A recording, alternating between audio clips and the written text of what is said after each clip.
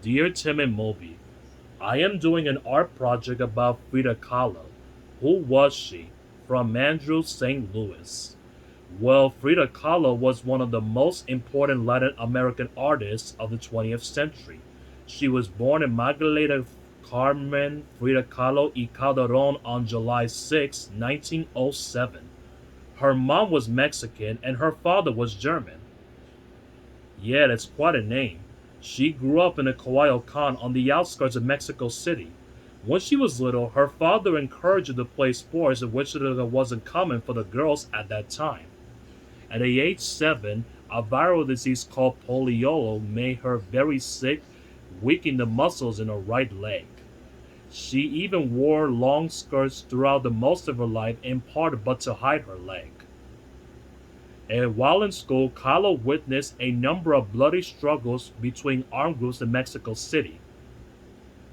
Well, this was during the Mexican Revolution, which gripped the country from 1910 to around 1921. It was essentially a fight for better living conditions for the underprivileged. Because of her experiences in Mexico City, Kahlo became a strong supporter of peasants' rights.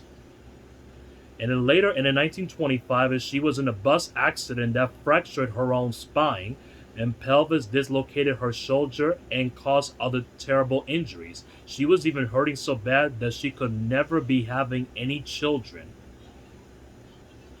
To relieve the boredom of recovery, to help deal with the pain and the sadness of the accident, Kahlo began to paint.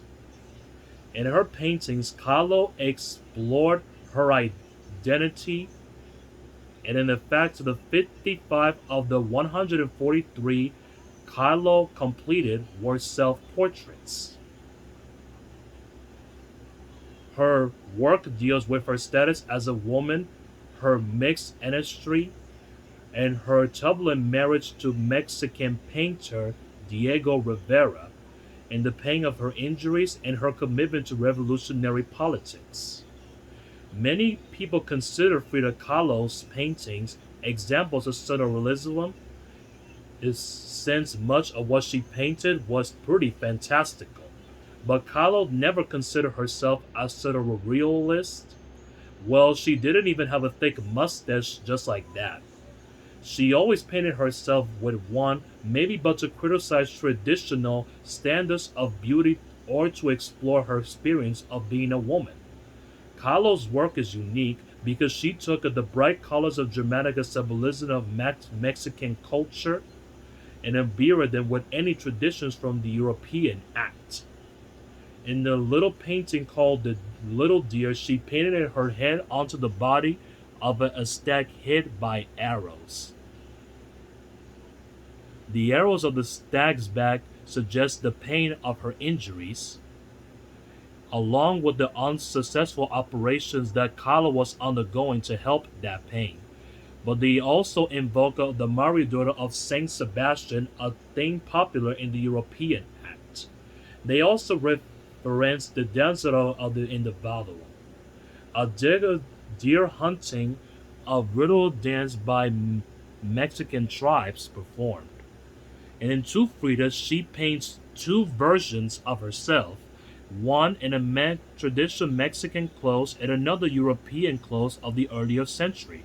A vein connects the hearts of two women, and blood is dripping out from one end. This was painted after Kahlo and Rivera got divorced. If you look closely, you can see the Mexican Kahlo holds a portrait of Rivera. Symbols such as the exposed hearts of the stormy sky that suggest the pain that Kahlo felt.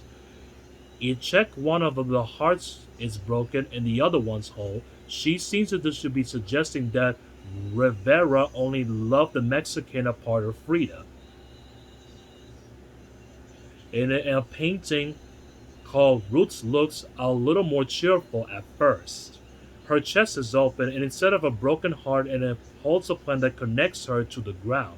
She seems to be straining and getting from the earth to help bring it back to life. And on the other hand, the same plant that connects Frida to on the ground this seems but to be trapping her. Yeah, in a lot of ways, had an unhappy life, and her final years were filled with pain, and she even had to one of her legs amputated. Before her death on July 13th, 1954, when she was only 47 years old. Her art is filled with sadness, but it also expressed pride in her Mexican heritage and in the joy of being a female woman. What do you think? Yeah, me too.